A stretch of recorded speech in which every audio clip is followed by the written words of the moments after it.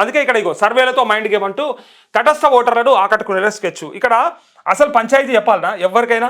మీకు కూడా ఒకటి చెప్తా నేను, పోటీ చేసేటోళ్ళకి కూడా, ఎవరన్నా చూస్తున్న వాళ్ళు ఎవరన్నా ఉంటే, పోటీ చేసేటోళ్ళు ఉంటే ఒకసారి చూడండి. ఎప్పుడైనా సరే ఇది బండ గుర్తని యాడ్ చేసుకోరు. ఇగో ఇది చూసిరా, ఫర్ సపోజ్ ఒక ఆయన సర్పంచ్గా పోటీ చేస్తాడు, అనుకుందాం. రాజయ్యనో ఎల్లయ్యనో మల్లయ్యనో చేస్తుండు. ఈ సర్పంచ్గా పోటీ చేసేట ఆయనకి ఊళ్ళే ఇది అన్నిటికీ అన్వయించుకోరు. ఇక్కడ నుంచి ఎమ్మెల్యేకి అన్వయించుకోరు, ఎంపీకి అన్వయించుకోరు, ఏ ఎన్నికన్నా అన్వయించుకోరు. కానీ చాలా ఇంపార్టెంట్, ఒకసారి చూడండి. ఈయనకు ఈ రాజయ్యకు సంబంధించా లేకపోతే ఈయనకు సంబంధించి ఖచ్చితంగా ఈయనకు వేసే ఓట్లు, ఖచ్చితంగా ఈయనకు మాత్రమే పడే ఓట్లు అంటారు. వాటిని పాజిటివ్ ఓట్స్ అంటారు. నువ్వు ఏమన్నా చెయ్యి, పాపం ఈ రాజయ్య ఈయనకు రూపాయి ఇచ్చినా సరే ఇవ్వకున్నా సరే, ఈయన ఇంత మందు పోపించినా సరే పోపియకున్నా సరే, కల్దాయిపించినా సరే తాగిపియకున్నా సరే, దావత్ ఇచ్చినా సరే ఇవ్వకున్నా సరే, బిర్యానీ ఇచ్చినా ఇవ్వకున్నా సరే, ఇక నీ మీద మనసు ఉంటుంది ఆయనకు. ఇక నువ్వేమన్నా చెప్పు, నువ్వేమన్నాను, ఖచ్చితంగా నీకు మాత్రమే ఓటేసేటోళ్ళు ఉంటారు. ఇక వీళ్ళు ఫిక్స్. ఇక వీళ్ళను నువ్వు మార్చలేవు.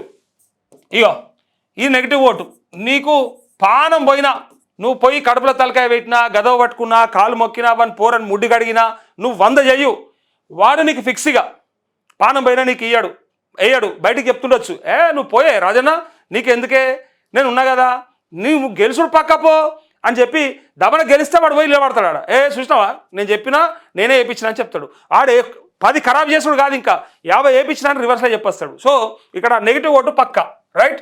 ఇక్కడ పాజిటివ్ ఓటు పక్క, నీకే పడేది ఈ రాజయ్యకు, పలానా రాజయ్యకు ఇక్కడ నెగిటివ్ ఓటు పక్క.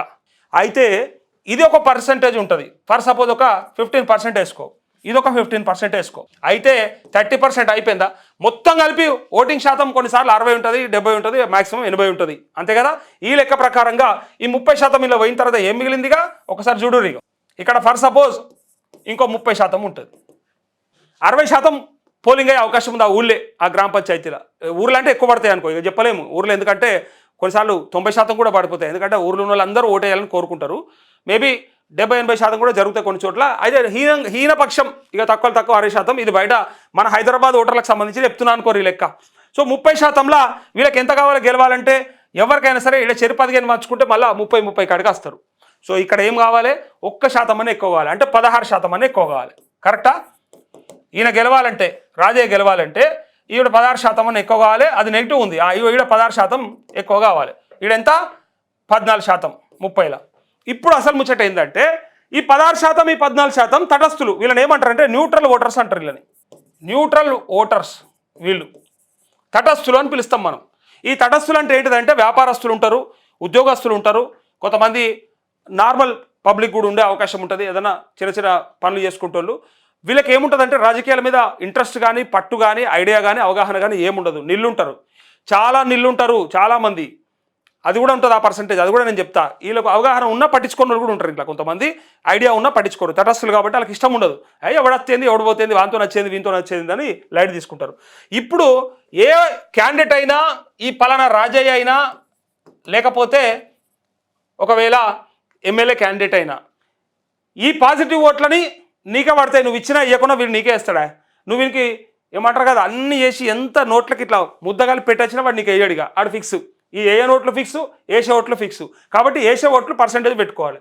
ఇక తటస్థులు అని ఉంటారు కొంతమంది, వీళ్ళు టైం మీద మారేటోళ్ళు ఉంటారు అంటూ. తటస్థులు అంటే ఏంటిది, మళ్ళీ అలా గొప్ప పేరు ఏంటంటే టైం మీద, గోడ మీద పెళ్లి లెక్క, గోపిల లెక్క, ఇటు దుంకుతారా అటు దుంకుతారా. మళ్ళీ ప్రజాస్వామ్యంలో ప్రజలను ఇట్లా అంటావా అంటే వాళ్ళకి అట్లే ఉంటుంది. మరి వాళ్ళ ఐడియా ఏముంటుంది అంటే, టైం మీద ఎవడేం తీస్తాడు, ఎవడేం పోపిస్తాడు, ఎవడేం చేస్తాడు అప్పుడు చూసుకుందాం. లేదా కొంతమంది బిజీ ఉండి, లేదా వాళ్ళ పనులలో ఉండి చూద్దాంతి ఏమున్నది అంత, వాడు గెలిస్తే పీకేదేమున్నదిరా, ఆడస్తే మనకు వచ్చి చేసేదేమున్నదిరా అని చెప్పి అనుకుంటారు అన్నట్టు. టైం మీద పోతే పోయేద్దాం, వేస్తే వేద్దాం అని చెప్పి. ఈ తటస్థులతోనే కొంపలు మునుగుతాయి. అసలు కొంపలు ఏడ మునుగుతాయి అంటే వీళ్ళతో మునుగుతాయి. నీకు వేసేటంతో బాధ లేదు, ఏనంతో బాధ లేదు, వాళ్ళు వెళ్ళలేదు, అవతలోనికి పడతాయి ఖచ్చితంగా. కానీ ఇవ్వోనికి పడితే ఓనికి తెలియదు, ఓన్ అయ్యకు తెలియదు. ఇది భగవంతుడు కూడా ఎరకలేదు అన్నట్టు ఉంటుంది. వీళ్ళు లాస్ట్ దాకా పోయి కూడా డిసైడ్ అవుతారు. అయితే ఈ నెగిటివ్ ఓట్స్ కోసానికే అన్ని పార్టీలు కూడా ప్రయత్నం చేస్తూ ఉంటాయి. ఏ రాజకీయ పార్టీలు అయినా సరే, పార్టీలు తనలాడేది మొత్తం ఈ న్యూట్రల్ ఓటర్స్ కోసమే.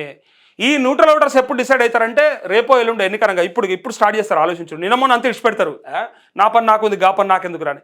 కానీ ఈ న్యూట్రల్ ఓటర్స్ స్టార్ట్ చేసేది కరెక్ట్గా ఈ 2-3 రోజులలో.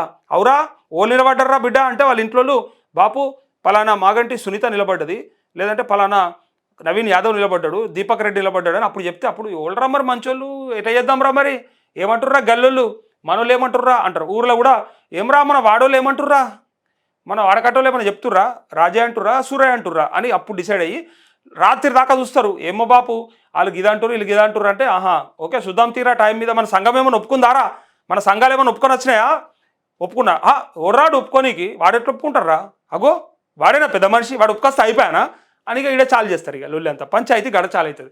ఇక అందుకే ఇక్కడ న్యూట్రల్ ఓటర్స్ కోసానికి ఈ రాజకీయ పార్టీలు కానీ అభ్యర్థులు కానీ పోటీ పడుతూ ఉంటే టెన్షన్ పడుతూ ఉంటే వీళ్ళని మార్చుకోవడానికి. ఎందుకంటే వీళ్ళు మారగలుగుతారు, వీడు ఎవడు మారాడు, వీడు వీడు అసలుకే మారాడు, వీడు నీకే వేస్తాడు, నువ్వు అది కాలుతో తనినా నీతోనే ఉంటాడు, అని కావాల్సింది నువ్వే, నీకు పానం ఇస్తాడు. అందుకే ఇక నీకోసానికి పుట్టిన అనుకోవాలి, ఈ ఓట్లు నీకే పడతాయి. ఇటు నువ్వు బతిన్లాడినా వాడిని నువ్వేమని చేయి, వానికి నేను చెప్తున్నా అలా పోరని ముడ్డిగా అడిగినా వాడు నీకు ఓటేయాడు. సో ఆ ఫిక్స్ అయిపోయింది. ఈ తటస్థ ఓటర్ల చుట్టే నాయకులు కార్యకర్తలు లేకపోతే బయట ప్రజలు అందరూ తిరిగేది ఈ తటస్థ ఓటర్ల కోసానికే.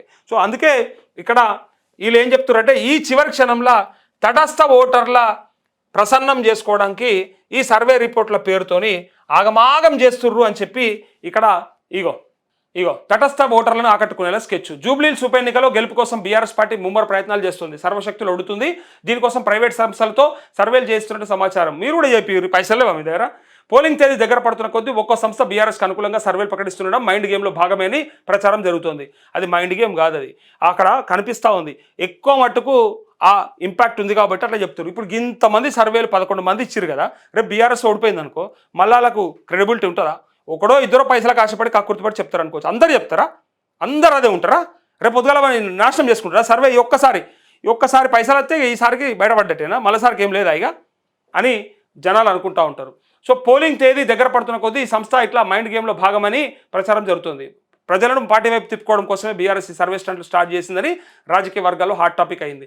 సర్వేల రాజకీయం. జూబ్లీహిల్స్ ఎన్నికను ప్రధాన పార్టీలు ప్రతిష్టాత్మకంగా తీసుకున్నాయి, ప్రచారం ముమ్మరం చేశాయి. ఈ నెల 11న పోలింగ్ జరుగుతుంది, అంటే మిగిలి ఉన్న 5 రోజులు. ఈ 5 రోజులలో ఏం చేయాలనే దాని మీద టెన్షన్ పట్టుకుంది. అయితే ముచ్చటైందంటే ఒక 2 రోజుల ముందే ఎట్లయినా ప్రచారం ఆగిపోతుంది కాబట్టి దీంతో ప్రచారంతో పాటు ప్రజల దృష్టిని ఆకర్షించేలా బీఆర్ఎస్ ప్లాన్ చేసినట్టు సమాచారం. అందులో భాగంగానే గెలుపు అంశాన్ని విస్తృత ప్రచారం చేయాలని, మీడియాతో పాటు ఎన్నికల ప్రచారంలో అదే అస్త్రాన్ని ప్రయోగించాలని భావించి గెలుపు నినాదం అందుకున్నట్టు సమాచారం. అంతేకాదు పార్టీ వర్కింగ్ ప్రెసిడెంట్ కేటీఆర్ సైతం నేతల సమావేశం, చేరికలు, రోడ్ షోల్లో బీఆర్ఎస్ గెలుపు ఖాయమైందని, మెజారిటీ తేలాల్సి ఉందని పేర్కొన్నారు అంటూ ఎవరి కాన్ఫిడెన్స్ వాళ్ళదే.